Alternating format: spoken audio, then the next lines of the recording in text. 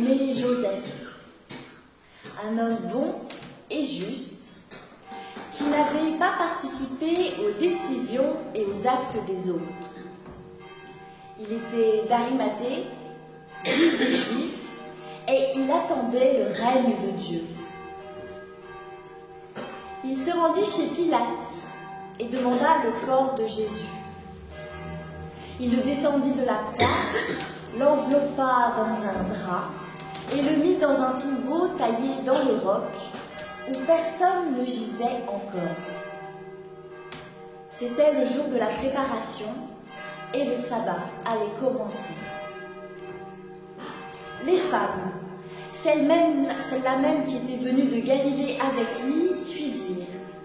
Elles virent le tombeau et la manière dont son corps y fut mis. Et elles s'en retournèrent pour préparer les aromates et les parfums. Puis, pendant le sabbat, elles observèrent le repos selon le commandement. Aujourd'hui, vous l'entendez, Christ est ressuscité. Oui, il est vraiment ressuscité. Soyez les bienvenus dans ce temple d'Alvar pour ce jour de fête. Qui que vous soyez et d'où que vous veniez, vous êtes les bienvenus. La grâce et la paix vous sont données une nouvelle fois de la part de Dieu notre Père, de Jésus le ressuscité et de l'Esprit Saint. Amen.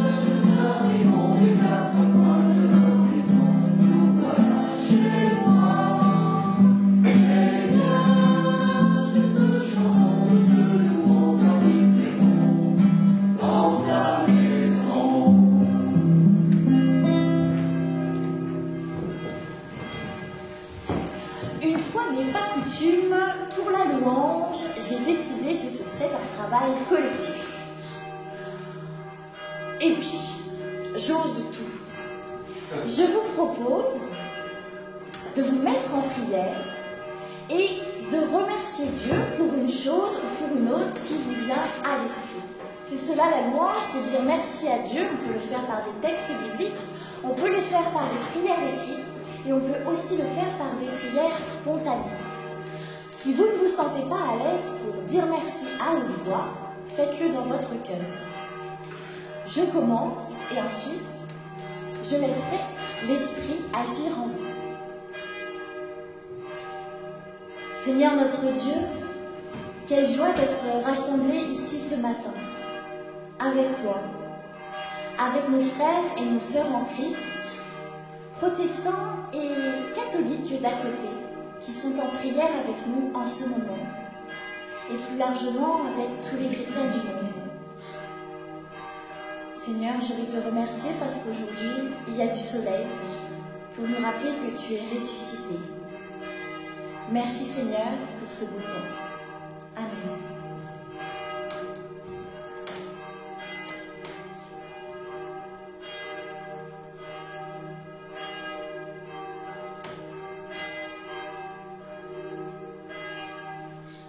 Merci Seigneur d'être au milieu de nous aujourd'hui, comme tu nous accompagnes de tous les jours de notre vie.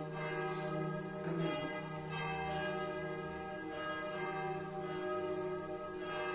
Seigneur, merci de ta présence. Au milieu des ténèbres, de l'obscurité, tu es notre lumière.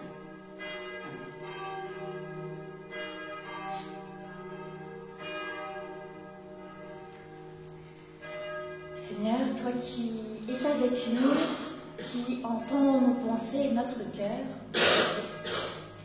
tu sais toutes les prières que nous t'avons confiées, toutes les joies, toutes les certitudes, toute la confiance que nous mettons en toi. Accueille nos prières et continue de nous éclairer de l'intérieur. Amen.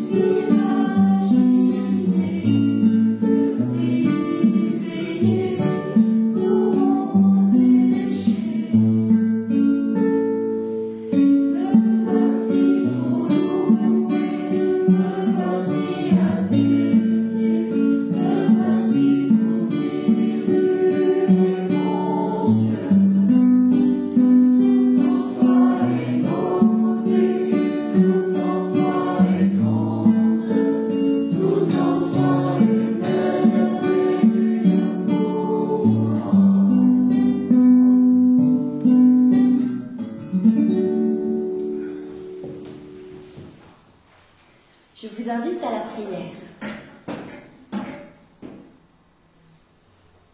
Seigneur Jésus, aujourd'hui nous nous présentons devant toi en vérité, avec nos doutes et avec nos faiblesses. qu'il est dur, le chemin de la foi.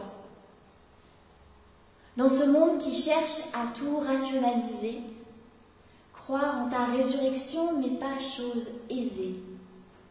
Et souvent, nous doutons des Écritures. Pardonne-nous. Envoie sur nous ton souffle de paix, pour que nous soyons à l'écoute de notre cœur et non de notre raison, pour que nous puissions croire encore que tu as vaincu la mort. Qu'il est dur, le chemin de l'amour. Dans ce monde qui se méfie de tous, faire confiance et aimer vraiment n'est pas chose aisée. Et souvent, nous n'agissons pas comme des sœurs et des frères en Christ. Pardonne-nous. Envoie sur nous ton souffle d'amour pour que nos résistances s'effondrent, pour que nous puissions vivre et partager ton amour autour de nous.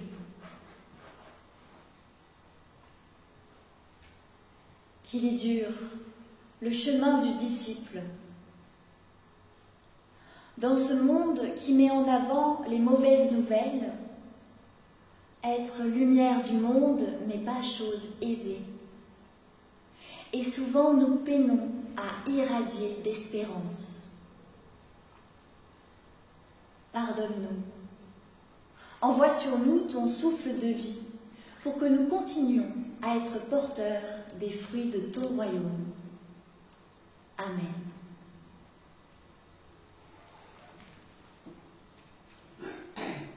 Et voici ce qu'il est dit dans l'évangile de Luc au chapitre 24.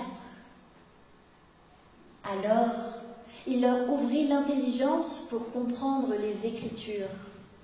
Il leur dit : Ainsi, il est écrit que le Christ souffrirait, qu'il se relèverait d'entre les morts le 3e jour, et que le changement radical pour le pardon des péchés serait proclamé en son nom à toutes les nations, à commencer par Jérusalem. Vous en êtes témoins. Amis, soyons remplis d'allégresse, car le Seigneur est fidèle. Il tient parole. Nous ne sommes pas seuls. Enveloppés de l'amour de Dieu, fortifiés par son souffle, compris par son Fils, recevons avec certitude et reconnaissance le pardon de Dieu. Croyons, aimons, soyons témoins et partageons ce que nous avons reçu du Très-Haut. Allons dire notre foi. Oui, je le crois. Le Christ est ressuscité. Il est vraiment ressuscité. Amen.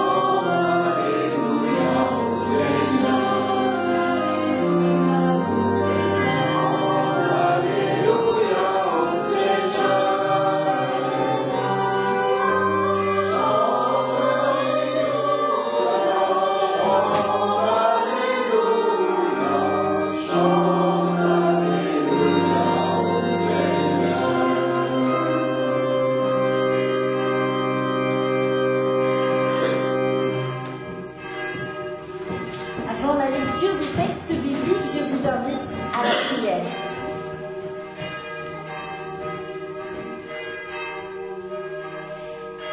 Seigneur notre Dieu, nous t'en prions, envoie sur chacune et sur chacun de nous ton Esprit Saint, afin que les textes bibliques que nous allons lire nous apportent quelque chose aujourd'hui compréhension de notre foi, afin que nous continuions à être tes disciples. Amen. Nous lirons deux textes, les deux dans l'évangile de Luc, le premier au chapitre 2, les versets 25 à 35. Or, il y avait à Jérusalem un homme du nom de Siméon. Cet homme était juste et pieux. Il attendait la consolation d'Israël et l'Esprit Saint était sur lui. Il avait été divinement averti par l'Esprit Saint qu'il ne verrait pas la mort avant d'avoir vu le Christ du Seigneur. Il vint au temple poussé par l'Esprit. Et comme les parents apportaient l'enfant Jésus pour accomplir à son égard ce qui était en usage d'après la loi, il le prit dans ses bras, bénit Dieu et dit : « Maintenant, Maître, tu laisses ton esclave s'en aller en paix selon ta parole. Car mes yeux ont vu ton salut, celui que tu as préparé devant tous les peuples, lumière pour la révélation aux nations et gloire de ton peuple Israël. » Son père et sa mère s'étonnaient de ce qu'on disait de lui. Siméon les bénit et dit à Marie sa mère : « Celui-ci est là pour la chute et le relèvement de beaucoup en Israël, et comme un signe qui provoquera la contradiction. Et toi-même, une épée te transpercera, de sorte que soient révélés les raisonnements de beaucoup. » Le deuxième texte, toujours dans Luc au chapitre 24, les versets 1 à 9. Le premier jour de la semaine, elles vinrent au tombeau de grand matin, en apportant les aromates qu'elles avaient préparés. Elles trouvèrent la pierre roulée de devant le tombeau. Elles entrèrent, mais elles ne trouvèrent pas le corps du Seigneur. Comme elles étaient perplexes à ce sujet, deux hommes survinrent devant elles, en habits éclatants. Toutes craintives, elles baissèrent le visage vers la terre. Mais ils leur dirent : « Pourquoi cherchez-vous le vivant parmi les morts ? Il n'est pas ici. Il s'est réveillé. Souvenez-vous de quelle manière il vous a parlé lorsqu'il était encore en Galilée et qu'il disait : « Il faut que le Fils de l'homme soit livré aux pécheurs, qu'il soit crucifié, qu'il se relève le troisième jour. » Et elles se souvinrent de ces paroles. Elles s'en retournèrent du tombeau pour raconter tout cela aux 11 et à tous les autres.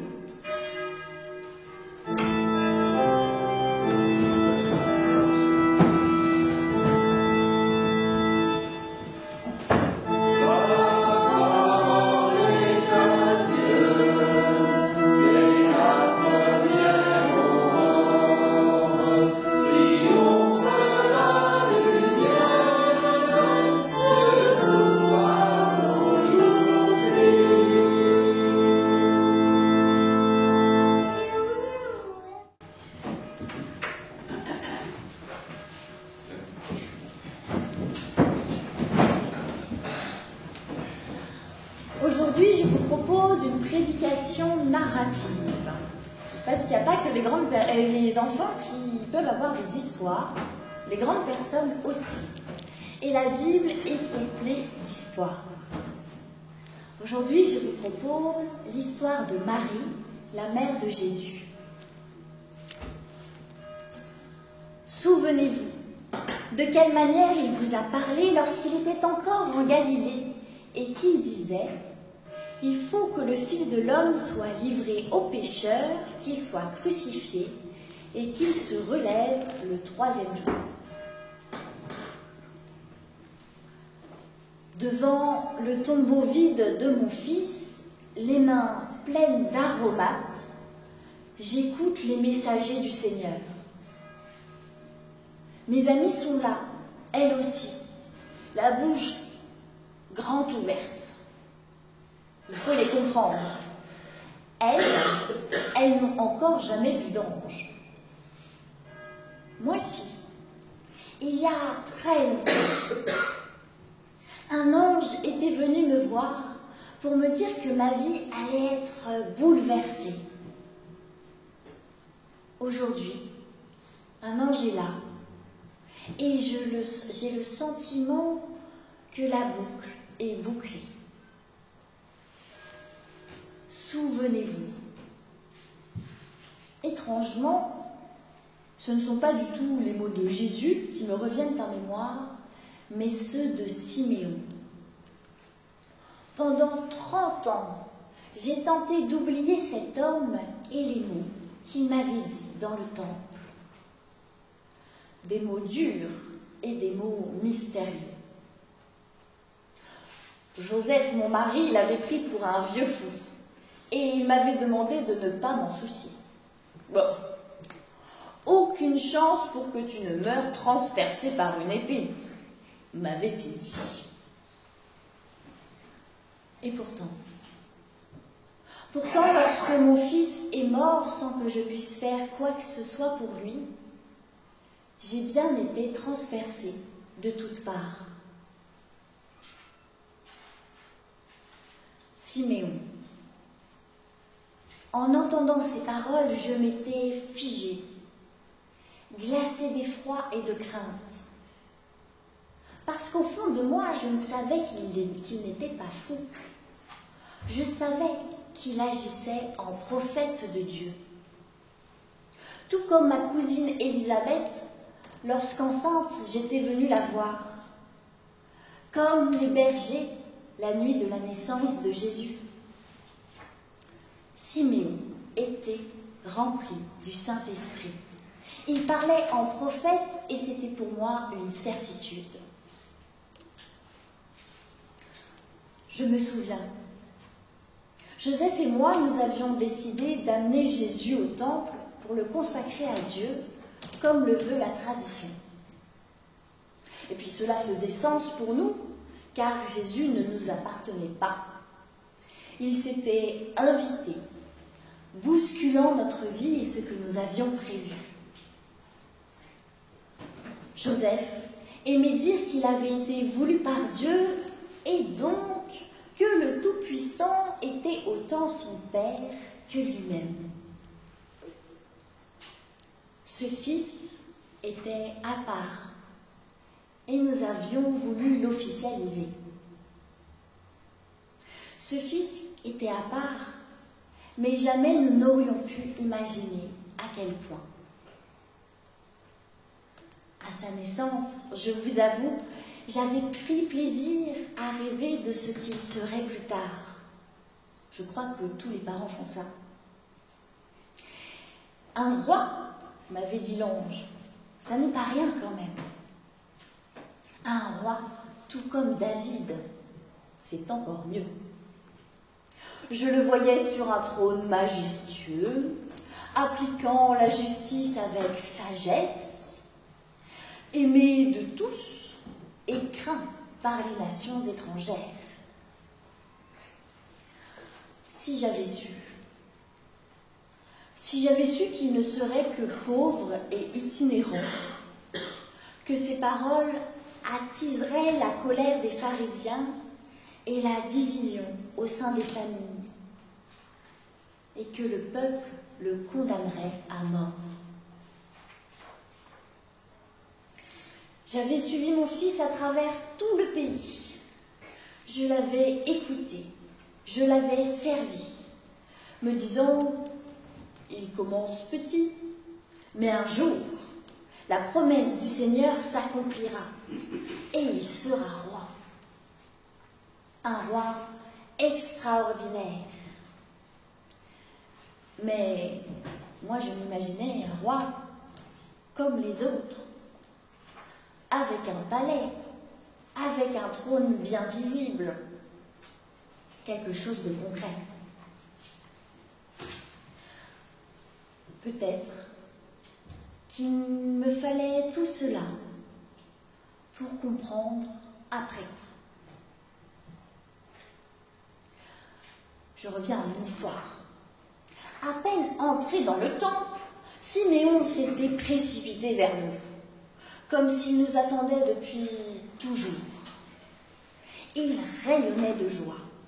Il m'a pris Jésus des bras, comme ça, comme s'il s'agissait d'un trésor inestimable, de très précieux. Et puis il a remercié Dieu. Les gens autour de nous regardaient du coin de l'œil. Et ils riaient. Oh là là, mais ce Siméon, ça y est, il a pété un plomb. Ça faisait si longtemps qu'il attendait un Messie, un sauveur pour Israël. Là, il a craqué. Il a dû se dire ce matin, le premier bébé que je vois arriver dans le temple, ça y est, j'en ferai de lui mon Messie. Et il riait de nous. Mais Joseph, lui, il riait pas du tout.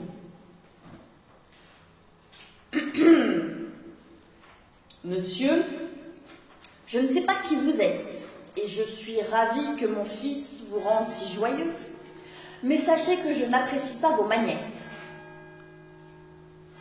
Siméon n'a pas eu l'air d'entendre la colère dans la voix de mon mari.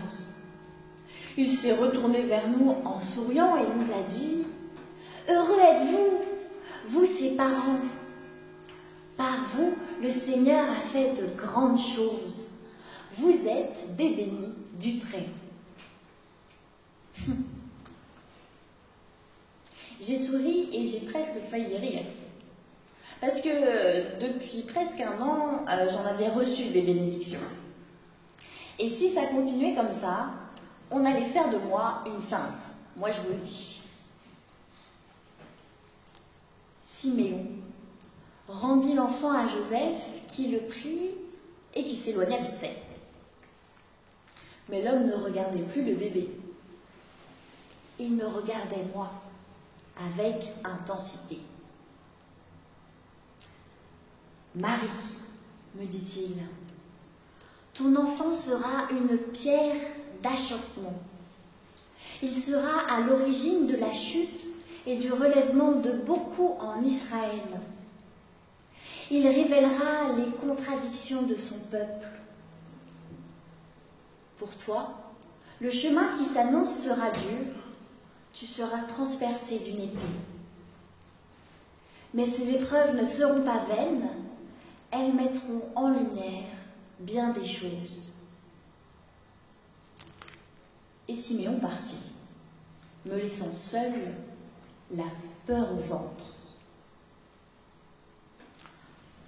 Comment il avait appris mon nom, je ne le suis jamais, et puis ça n'a pas grande importance. Moi, j'étais abattue. Avant Siméon, tout avait été si merveilleux, si magique, rempli d'espérance et de joie. J'avais rencontré des personnes qui m'avaient toutes promis paix et bonheur. De l'annonce de ma grossesse au berger venu le soir de la naissance de mon fils, il n'y avait eu que des paroles d'amour et de bonnes nouvelles. Mais là, Siméon m'avait apporté une part d'ombre à mon tableau, dont je ne savais pas quoi faire. Il me promettait souffrance et division. Siméon m'avait gâché le jour de la présentation au temple de mon fils.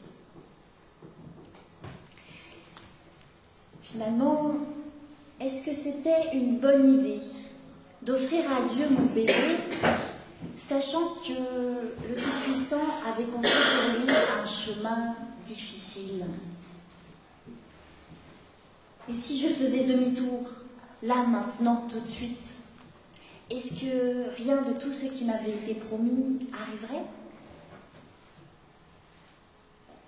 C'est Joseph qui me convainquit de rester pour consacrer Jésus. Sans lui, peut-être que l'histoire aurait été différente et que je ne serais pas là, debout, devant le tombeau vide de mon fils. Souvenez-vous, nous dit l'ange, pourquoi cherchez-vous le vivant parmi les morts? Il n'est pas ici, il s'est réveillé.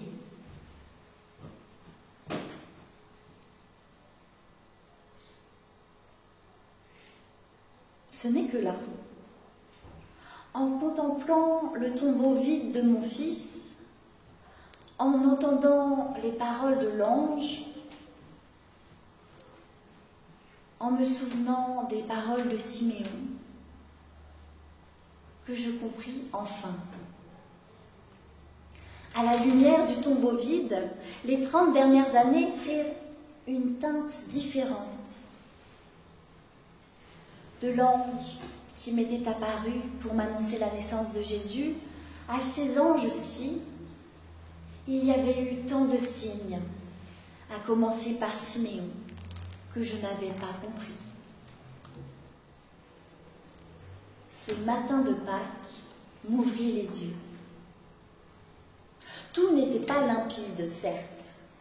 Il restait de nombreux mystères, mais le plus important m'avait été révélé. Dieu, le Seigneur Tout-Puissant, nous aimait tellement que malgré tout le mal de ce monde, il ne nous avait jamais abandonnés. Il avait fait en sorte que Jésus soit rempli de son esprit et qu'à travers lui, c'était Dieu lui-même qui nous parlait. Et mon fils avait accepté d'être son porte-parole, d'être le Fils de Dieu. Il avait choisi d'annoncer une parole d'amour, de mettre en lumière nos contradictions entre la façon dont nous pratiquions notre foi et les commandements de Dieu. Il l'avait fait à travers des actes et des paraboles. Il avait aimé le plus possible, de la personne la plus exclue de la société à la plus importante. Il avait parlé en vérité, sans avoir peur de dénoncer les hypocrisies. Il avait ouvert la voie à une relation à Dieu nouvelle et simple pour tous. Parce que si Dieu est le seul vrai Dieu, celui qui a créé tous les êtres vivants de la terre, alors il est aussi le Dieu de tous, peu importe son origine. Et cette vision des choses a entraîné la chute de beaucoup, comme l'avait prédit Siméon. Les fondations de leur foi, basées sur des rites à faire, se sont ébranlées, provoquant de la colère et la volonté de détruire celui qui les faisait douter. Mais d'autres ont été relevés par ces paroles. Les petits, les ignorants des règles, au cœur pur, et habités par le désir sincère de vivre avec Dieu. Jésus a choisi d'aller jusqu'au bout, jusqu'à la croix, pour révéler le vrai sens de l'amour de Dieu. Aujourd'hui, je crois. Je crois les anges qui nous affirment que Jésus s'est bel et bien réveillé d'entre les morts, qu'il est ressuscité. Je ne sais pas par quel miracle, mais cela n'a aucune importance. Je fais confiance aux messagers de Dieu. Aujourd'hui, je crois qu'à ma modeste manière, j'ai participé à tout cela.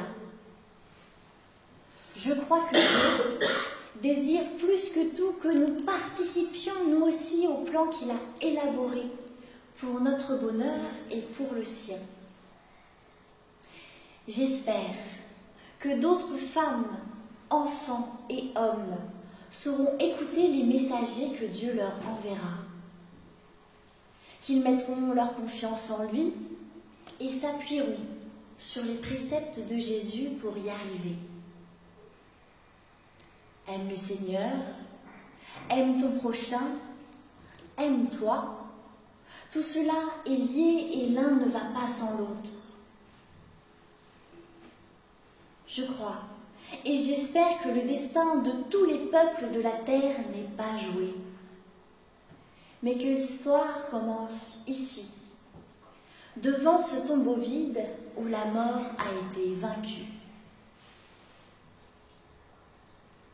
Un chapitre est achevé, il est temps d'aller voir les disciples pour écrire avec eux la suite. Amen.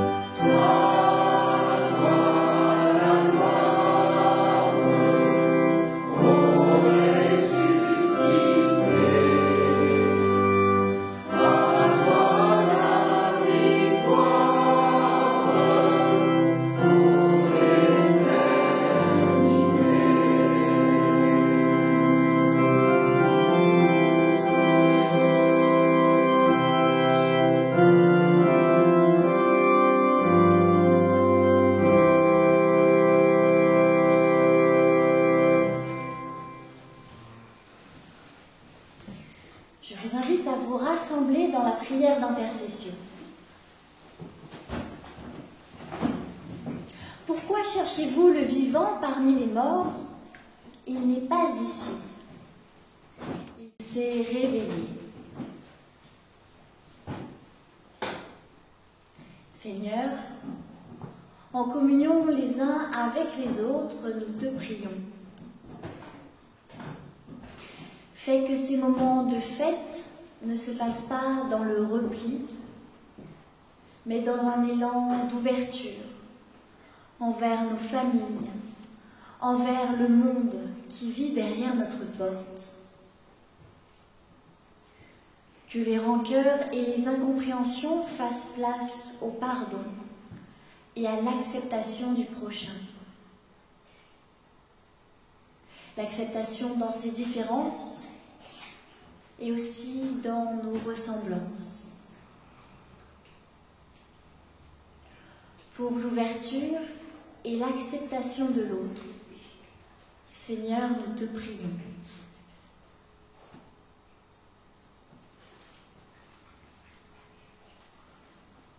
Seigneur, accorde-nous de prendre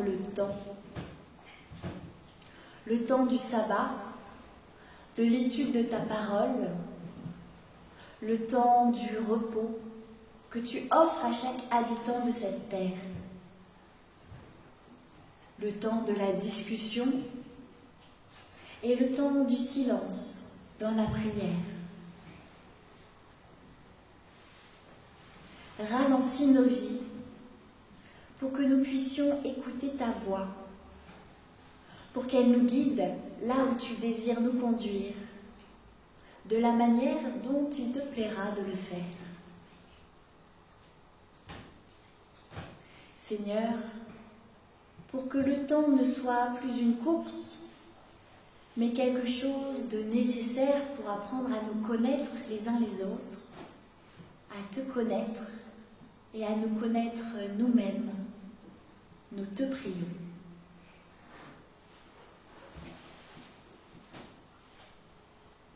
Seigneur, donne-nous à la manière des femmes qui sont allées le cœur léger partager la bonne nouvelle de ta résurrection aux disciples. Donne-nous le besoin de nous hâter vers toi. Une hâte qui vient du cœur, des entrailles, de l'âme.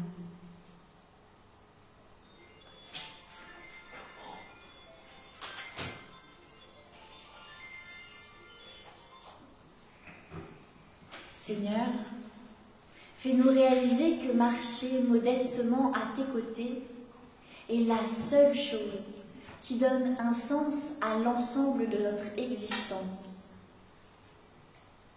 Fais-nous comprendre la chance inouïe que nous avons, nous, terre entière, d'avoir le droit de marcher à tes côtés et de t'appeler Père.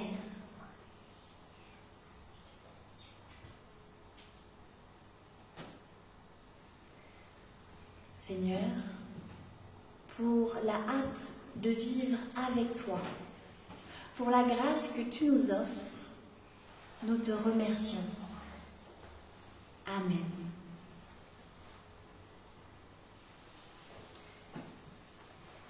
Amis, frères et sœurs, nous arrivons à la fin de ce culte. Je vous invite à vous lever pour l'envoi de la bénédiction.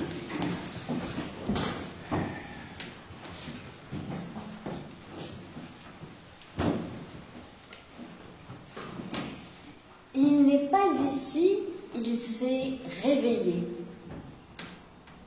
Devant le mystère du tombeau vide, nous sommes invités à placer notre foi. Pas une foi figée dans le temps et dans les habitudes, mais une foi vivante, perpétuellement questionnée par la lecture régulière de l'Évangile. Nous sommes invités à une foi partagée, vécue avec d'autres, annoncée à d'autres, afin que la résurrection ne soit pas un événement passé, mais un présent et un avenir pour chaque être vivant de cette terre. Enfin, nous sommes invités à la joie. La mort n'a pas eu le dernier mot, car Dieu n'est pas le Dieu des morts, mais le Dieu des vivants. Le Dieu de la vie vous a relevé.